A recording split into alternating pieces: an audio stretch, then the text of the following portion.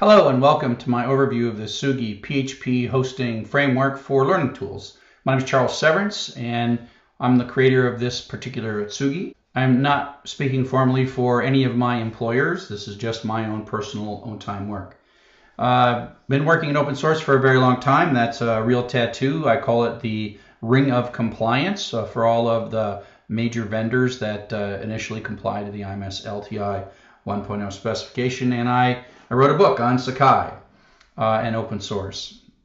And so you may want to take a look at some of my installation instructions at www.tsugi.org and play along and watch some of this. So the basic idea of this project is that we're at a point now where IMS specifications are growing very, very rapidly. And we could either read each of the specifications as they come out, or we could build a shared hosting framework that knew all these specifications. You could think of it as a learning management system with no user interface. It's just a tool hosting environment. And imagine Blackboard building blocks with no Blackboard, or a Sakai tool with no Sakai, but still all the APIs and all the rich infrastructure that lets tools be productive and solve the kind of teaching and learning problems that they need to solve. And so it's sort of like it's a rather thin container, although it implements a lot of different things.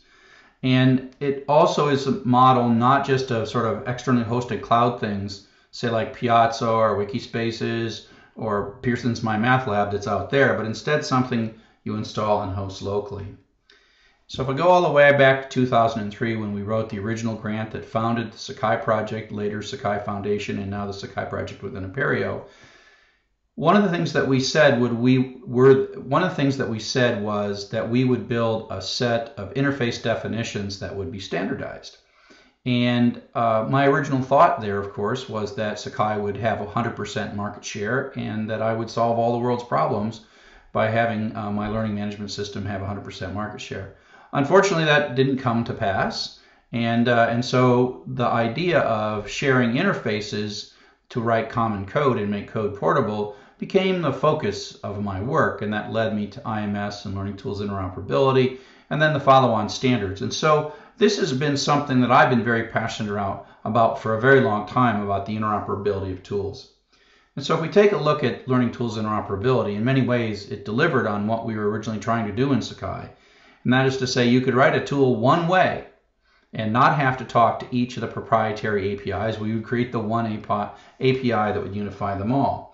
And so LTI has allowed lots of little companies, in this example I'm using Noteflight, to create tools and plug them into their user interfaces and learning management systems. And a lot of tiny companies have saved a lot of money, and a lot of big companies have sold a lot more product because we've reduced the friction of this. And at some level, you could say that IMS Learning Tools Interoperability is sort of amazingly successful. And if you look at the number of products that are certified using it and the hundreds of millions of dollars of revenue that go back and forth based on LTI, it was very, very, very successful.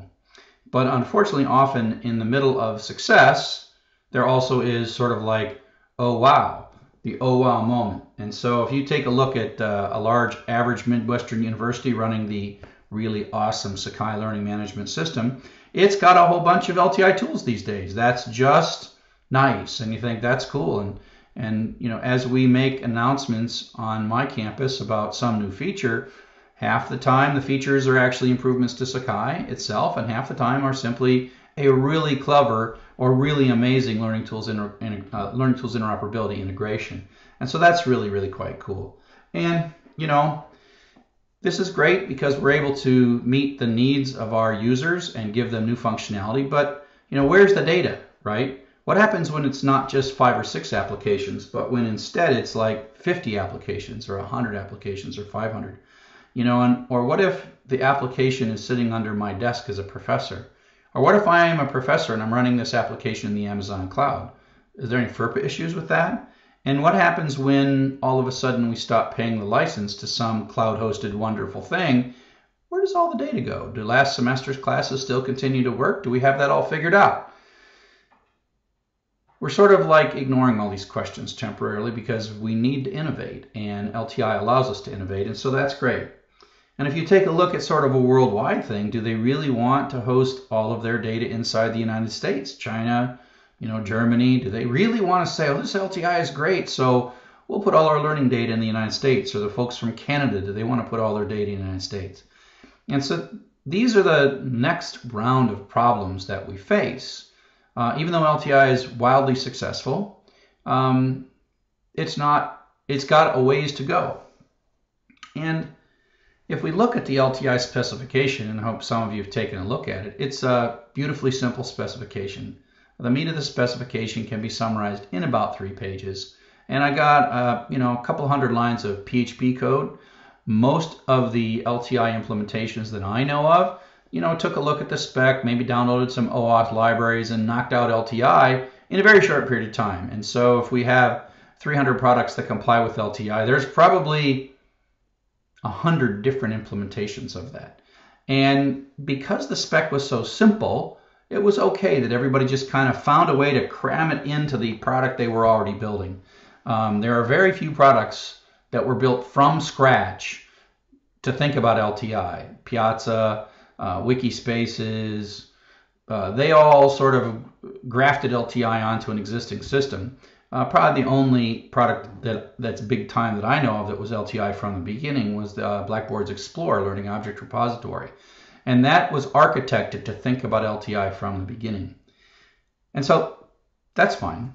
But the problem is that if you look at LTI 2, it's a wonderful specification. It is going to change our lives in so many wonderful ways. In a way, we're going to look back in a couple of years and say like, whoa, LTI 1, yuck. How come we even thought about that? LTI 2 is so much more awesome. But if you look at the specification, it's not 3 pages long. And if you look at the sample code, it's pretty complex. It is going to be increasingly difficult to have 100 different implementations of LTI 2. We've got to start building production-ready code so that we can have maybe 10 different implementations of LTI 2 or 12, but not hundreds, And then you add an API like the Casa, the App Store API, or Caliper, the Analytics API, others. How hard is it going to be for 200 different sets of developers to read each of those and implement each of those? I would claim that maybe 10 to 15 apps will be able to implement all those specifications natively.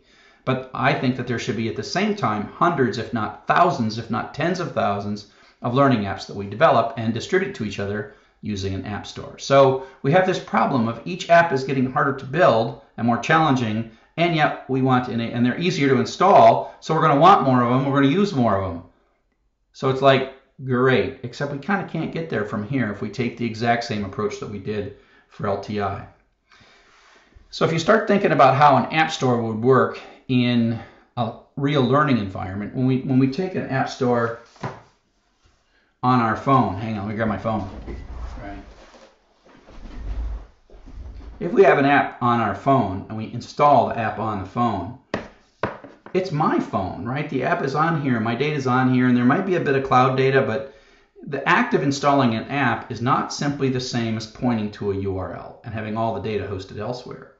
And so if you start imagining what a campus app store should be like, and there's example app stores, the campus app store kind of all points to the same place. It's not rich enough really to be what I call an app store. It's great, and it teaches us what a cool user interface would look like, but it's not really the architecture of what an app store really should be. And so if you imagine that people on a campus are going to build and procure tools, right? At some point, oops, wrong direction. At some point, we need a way to host these tools that is effectively the on-campus version of an iPhone.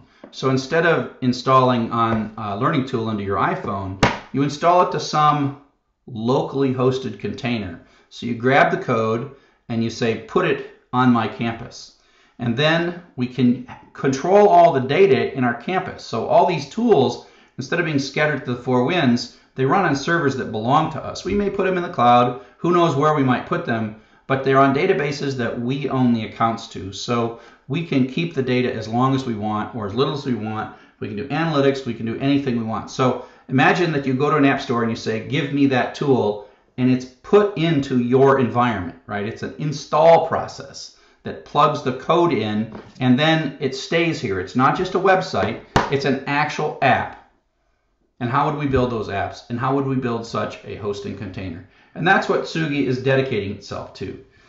If you imagine, not only would you have one Tsugi container on a campus, but you could even have lots of Tsugi containers. You could have a dev container, you could have an experimental container, you could even make a container for one teacher and let that teacher put all kinds of crazy stuff in there. We might get the granularity of each teacher has their own little server on the campus.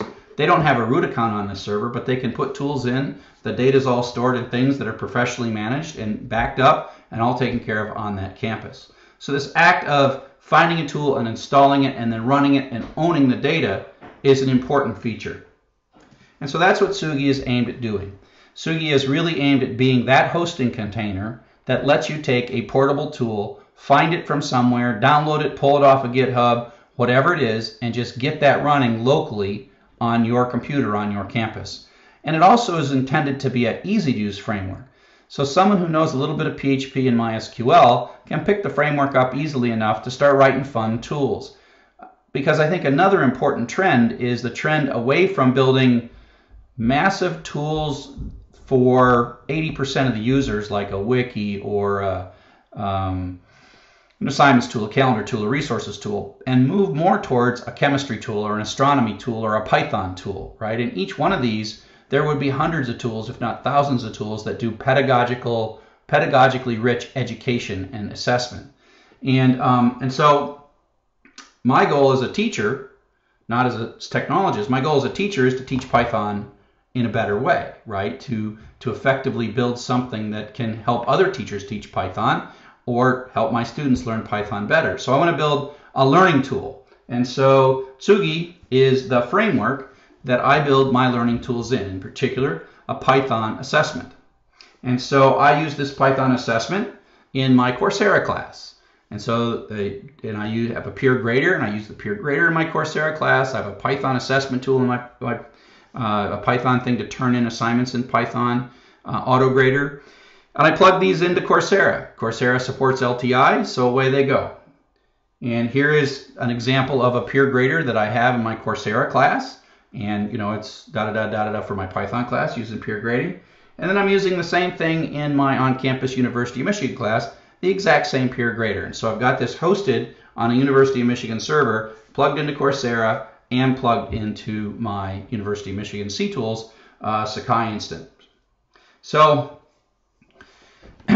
this PHP Tsugi project that I have is really intended to be really easy to install. I've followed as much as I can Moodle as my inspiration. I think Moodle is one of the easiest learning management systems to install. So things like the name of certain files, the name of certain folders is taken from Moodle. So to configure it, you edit config.php. And so I follow as much Moodle as I can. I am emulating the Moodle APIs as much as I can in the runtime. It's a framework that's opinionated, meaning that it makes decisions and creates certain data models and uses those data models, and those data models are tuned for performance. So it's not like here's this thing and you got to do all the database work. Some of the hardest database work is already done for you, and then you can build tools, whatever 1 or 2 tables your tool needs, that's fine. But the rest of the system, like membership and courses and users and multi-tenant keys, it's all taken care of for you. And in a way that we're all sharing code, and hopefully that code is very performant, very simple, very performant, and makes it real easy for you to build tools and not be responsible for any of those details. This is not only is it based on LTI 1 and LTI 2 from the ground up, every bit of its data model is wrapped around LTI 1 and LTI 2. It's also multi-tenant from the ground up. So it handles multi-learning management systems, many keys, many sources of identity, many sources of authorization, solving many of the later problems that you get into once you become more sophisticated, like a user has come in from this LMS and a user come in from that LMS and another LMS, and now they want to build a profile and they want to pull all of their activity together. They want to identify those things as belonging to them. It also does cookie-free, which means it works in iframes just fine. Even if you're not using iframes, it is troublesome to start up something in one window that is using session heavily, which a lot of LTI 2 a lot of LTI tools use session heavily, and then you start something else up in the other window, and then all of a sudden the first window starts breaking. And so it's dangerous, and believe me, once you start doing this stuff, you run into hundreds of tiny little problems, like how to keep the session alive and stuff like that. And do you really want to, for every one of 250 applications, figure out a trick to keep the session alive, or figure out what to do when someone closes their laptop and opens it back up 5 minutes later and hits refresh? There's all these things. Do you really want to figure that out? So it uses PDO for its database and MySQL, and it has a migration mechanism that's sort of a greatly simplified migration mechanism compared to Ruby on Rails. But it certainly is inspired. The data modeling is inspired, but we don't wrap it with an object relational mapper. It's an opinionated framework that tries to expose as much to the user to learn how SQL works and PHP works, and not hide all that from them, but expose it in a way that's as painless as it possibly can be. So we try to keep the code small, but not introduce a lot of abstractions that will, I think, confuse the user. I also use this for teaching PHP and MySQL, and so that's why I sort of have this balance between making things hiding too much detail.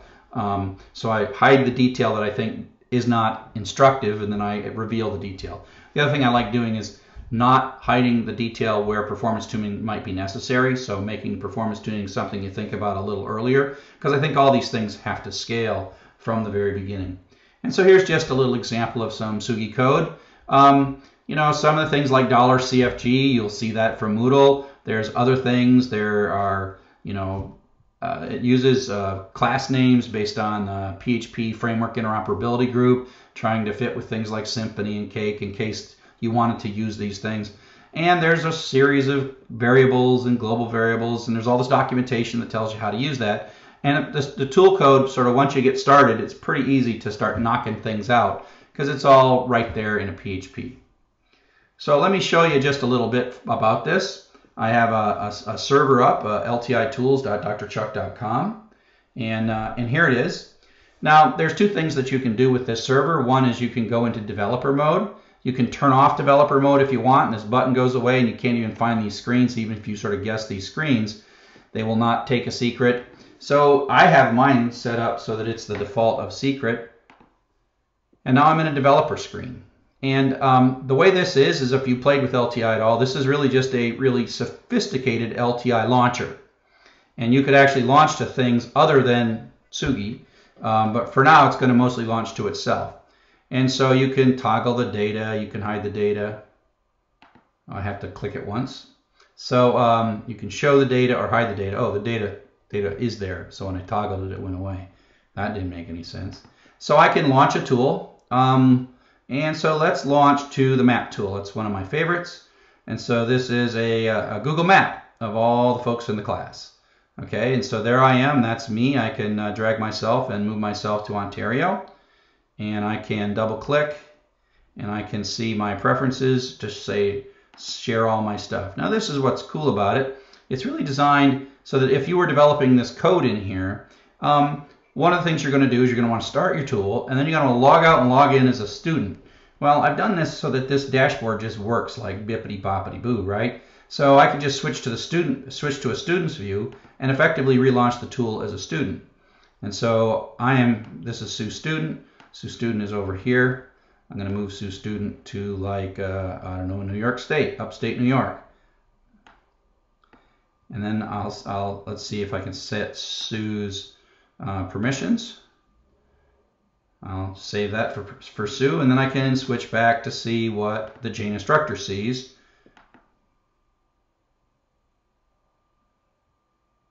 And then I can sort of hover over Sue and see Sue's information, yada yada. And so I can switch back between two accounts. I can switch back from one tool to another one. I can go play rock, paper, scissors. Like the teacher can reset rock, paper, scissors. The student can't reset rock, paper, scissors, right? And there's all kinds of things, like their Python Autograder. They're all sitting there. Here's program 9.4 in my Python Autograder. Okay, so you switch to tools, you switch students. You would build a new thing. If you were building a new thing, it's very easy to do. Another thing that I want to show you is if you want to actually use this, the map is probably the most useful thing. PeerGrader that I've got is actually quite useful. You can actually apply for a key by logging in with your Google account.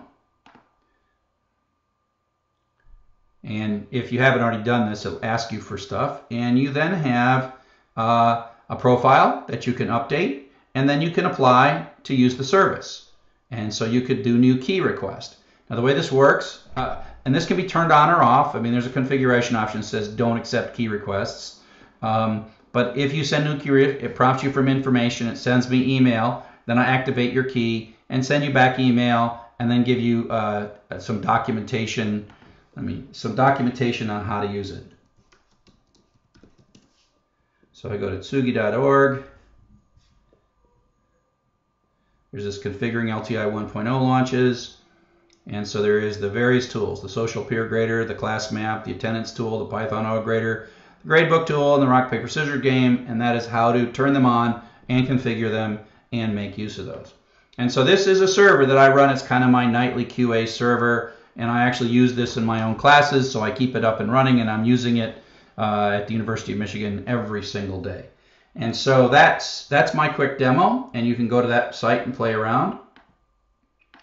Some combination of the developer mode and your own keys lets you pretty much play with it without turning things on. Now the other thing that I will draw your attention to is some work that's started by Aaron Zakowski called the LTI 1 and 2 Java Starter application. And it's basically a Java version of this same thing. It's a little less of a rich user interface, but it is doing the same kind of API work to wrap LTI 1 and LTI 2 requests and do all the negotiation behind APIs so that your tool can be as simple as possible. And so if we take a look at what could be possible, one of the things in my PHP version is I'm really trying to get people who are not professional programmers able to build tools. So that's why I'm working on a PHP version. But Aaron's code is more aimed at professional people who are building professional tools and really want to distribute them and scale them and host them in various different ways. So for Aaron, it's a little less cozy. His isn't quite as pretty as mine and as easy to test as mine. You run kind of old style unit tests. But here's the interesting thing. What he does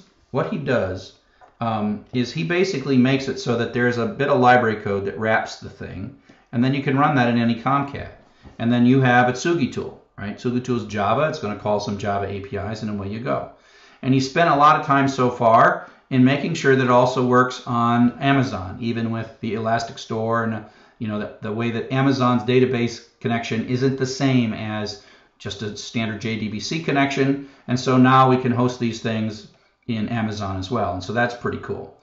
But here's the interesting thing. If you think about Sakai, Sakai is a Tomcat. It's sort of a specialized, hacked up Tomcat, but in a sense, the same WAR that could run in Tomcat by itself or drop into an Amazon hosting environment could also drop into a Sakai. So we could get to the point where we'd actually have LTI tools inside Sakai, right? And so some of the web apps would be Sakai tools, and then some of the web apps will be LTI tools. They would be in the same server, and then they would be launched sort of independently. And so it would be a way for us to drop a tool in. Now, if you take a look and you think, wait a second here. Now let's look at comparing Blackboard and Sakai, both Java environments, right? So inside of Sakai we have